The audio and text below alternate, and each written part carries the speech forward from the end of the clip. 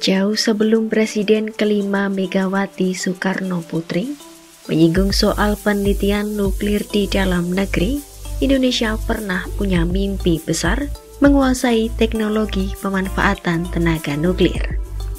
Mimpi besar itu berasal dari Presiden pertama sekaligus proklamator Republik Indonesia Insinyur Soekarno. Bermula ketika Amerika Serikat digugus Pulau Enewetak Samudra Pasifik pada 1952. Presiden Soekarno lantas khawatir dengan dampak dari debu radioaktif yang terbawa angin dan air akibat uji coba bom hidrogen di wilayah timur Indonesia itu. Pada 1954, Soekarno kemudian membentuk Panitia Negara untuk Penyelidikan Radioaktif dan Tenaga Atom atau PPRTA yang diketuai oleh Dr. Kerit Augustinus Siwabesi. Mereka ditugaskan untuk meneliti dampak radioaktif dari uji coba bom hidrogen itu. Mereka juga ditugaskan untuk melakukan penelitian awal terkait pemanfaatan nuklir. 4 tahun kemudian Soekarno membentuk Lembaga Tenaga Atom atau LTA, kemudian ia meresmikan 2 reaktor nuklir pada masa pemerintahannya. Reaktor nuklir Triga Mark II di Bandung, Jawa Barat menjadi proyek pertama yang diresmikan Soekarno, tepatnya pada 9 April 1961. Reaktor tersebut merupakan buatan General Atomic Amerika Serikat. Sementara reaktor kedua adalah pusat penelitian nuklir dengan menggunakan reaktor buatan Uni Soviet yang dibangun di Serpong, Tangerang Selatan dan diresmikan pada 16 Januari 1965.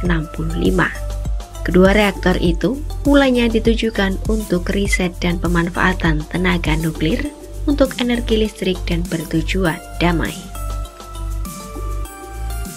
Pandangan dan sikap politik Soekarno atas pemanfaatan nuklir berubah setelah Cina melakukan uji coba perdana bom atom pada 16 Oktober 1964. Kesuksesan Cina itu membuat Soekarno dan pemerintahannya kagum.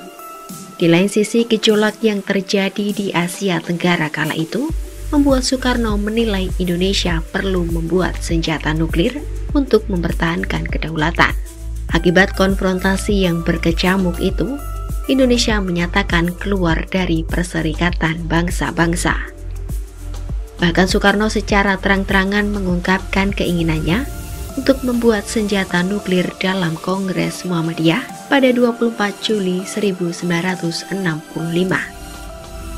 Keseriusan Soekarno itu diwujudkan dengan pengesahan landasan hukum melalui Undang-Undang Nomor 31 Tahun 1964 tentang ketentuan-ketentuan pokok tenaga atom.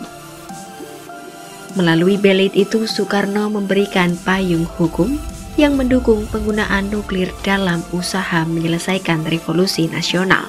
Soekarno bahkan sempat menjajaki kemungkinan kerjasama dengan Cina untuk memiliki bom atom.